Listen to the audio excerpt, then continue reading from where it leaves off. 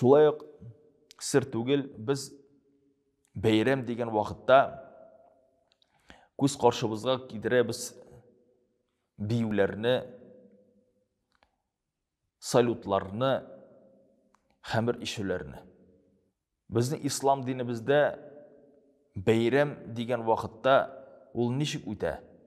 Пейғамбар саллаллаху алейхи ва саллям нишік хөрмәтле әйтерлік даталарны, қайсылары аның тұрмышында өтті, мұсылмандардың тұрмышында өтті, нишік аларны белгілеп өтті. Пейғамбар саллаллаху алейхи ва саллямдан өз вақытында сахабалар сұрадылар: "Я Расулулла, не себептен сен дүшәмбе күні ораза тұтасың?" Аның жауабы қысқа болды: "Мен шушы күнні тудым" деп айтып қоя. Қараңыз, жамаат, әлбәттә ул көннәрне ул салют беріп ирмәгән. Нинді олса бір ғамәлләр эшләмәгән. Ул шүкір рәвешендә Алла Субхана тәғала карата оразасын тоткан. Безне нәрсә тотасың дүшәмбе көнне ораза тотмаудан? Әлбәттә бер нәрсә дә тотмый. Ни сәбәптән? Чөнки без яратабыз Пәйгамбер саллаллаху алейхи ва саллямны һәм дә сөенәбез аның бу дөньяга туганына. Гомумән әйткән вакытта шушы хадискә без карасак, җәмәгать, Пәйгамбер саллаллаху алейхи ва саллямның туу вакыйгасы белән барча булган вакыйгаларыбыз, шараларыбыз ул нәрсә өчен эшләнелә? Нинди максаттан? Әлбәттә Алла Субхана тәгаләнең карата бер рәхмәтле, шөкерле булыр өчен. Чөнки Алла Субхана тәгалә әйтә бит: "Ва ма арсалнака илля рахматан лил аламин." Шунлыкта син пәйгамбер шушы галәмнәргә тапшырылдың, җибәрелдең фақат бер Аллаһтан рәхмәте рәвешендә. Чөнки Алла Субхана тәгалә кызганды безне адашу юлларында калмасын дип бирде безгә Пәйгамбер саллаллаху алейхи ва саллямны. Кадерле җәмәгать, мөэмин мөселманнар, biz үзебезнең бәйрәмнәребезне гомумән икенче рәвештә каршы алабыз динсез галәмгә карата. Икенче рәвештә без үзебезнең бәйрәмнәребездә намаз укыйбыз. Нәфилләрне, сәҗдәләрдә Аллаһ Тәгаләгә шөкрлек кылдырабыз. Ураза тотабыз. Салаватлар укыйбыз. Һәм дә салаватларны укыган вакытта без Аллаһка дуа кылабыз. Кемнең өчен? Пәйгамбер Мухаммад Мустафа саллаллаху алейхи ва саллям өчен. Аңар телибез Аллаһтан рәхмәтен һәм дә сәламен. Без бүләкләр бирәбез. Бу безнең динебез ва шариатыбызга бер нәрсә белән дә каршы килми, һәм дә ул садака, ул изгилек дип шутлана. Бу мәсьәләдә хадислар бар. Biz шушы вакытта җәмәгать Пәйгамбер саллаллаху алейхи ва саллям сирасын, ягъни тормышын ачыклыйбыз, халыкка күбрәк җиткезә башлыйбыз. Раббил аввал аенда. Җәмәгать, бу мәсьәлә бит инде ул шариатыбыздан. Әгәр дә без ихлас күңелдән карасак, Мәүлид белән бәйләнгән шараларны, алар берничек дә динебез исламга каршы килми.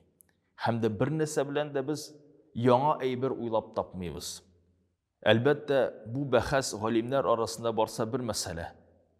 Ул бит гади кардәшләребез мөселманнарга күчә бара.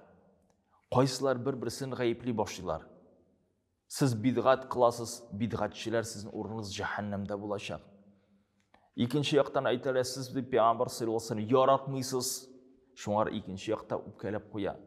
Җәмәгать, шул хәтлек Аллаһ Тәгаләнең бер рәхмәте булган Пәйгамбернең тууы бу дөньяга арабызда инде дошманлык барлыкка китергә тиеш түгел. Бердәмлек.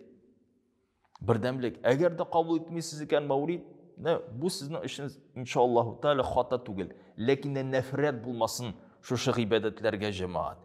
Нәфрәт булмасын салаватларга, нәфрәт булмасын әгәр дә хәзрәтләр җыелышалар икән, мәчетләрдә вәгазьләр, мәҗлесләр үтиләр икән. Мәүлид исеменнән бүләкләр тараталар икән, Мәүлид исеменнән шаралар үткәрәләр икән. Нәфрәт булмасын җәмәгать. Әгәр дә сез кабул итәсегез килмәсә, мәҗбүрләү юк. Ул бит җәмәгать җомга намазы да түгел, 5 вакыт фарыз намазы да түгел, 2 гаиттә түгел бит җәмәгать. Нәфрәт булмасын шушы гыйбадәтләргә.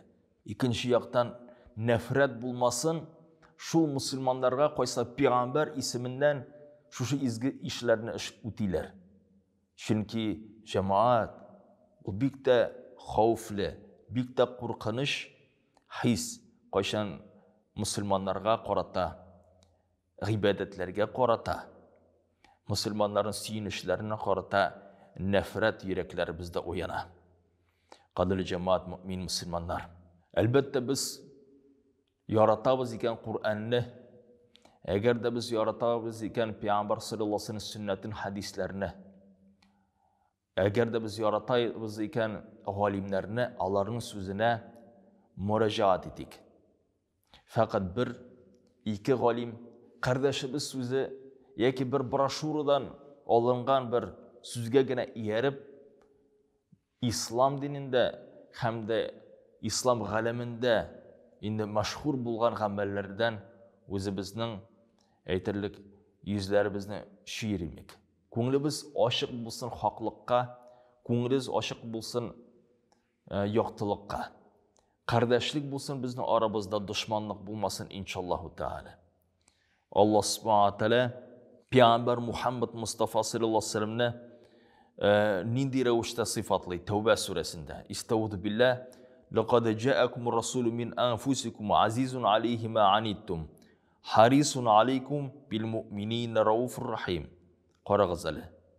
Шыннықта келді сізге Пeygamber сіздің арағыздан, кішілік дүниясындан. Ол сіздің үшін бір шылады, сіздің башыңызға түшкен ауырлықларға. Сіздің үшін тұрышып диніне жеткізіп ерді. Білмؤминин рауф рахим. Хамда мүмин мұсылманларға ол рахимлі ва шафаатлы болды. Ничек соң шушы яқта Пeygamber қаршында, біз жамаат аның исімі қаршында арабызда дұшманлықны барлыққа кетірген мүмкінбіз. Фақат арабызда мәхәббәт боларға тиіш. Әгер де инде фикірлеріміз түрлі болса, Аллаһ субхана ва тааля тәуфиқ болсын, берсін изгі ішлерімізге, һәм де күңілерімізді юнәлсін изгі ғамәлләргә, хаталарыбызны ғафулардан иләсін. Ассаламу алейкум ва рахматуллахи ва баракатух.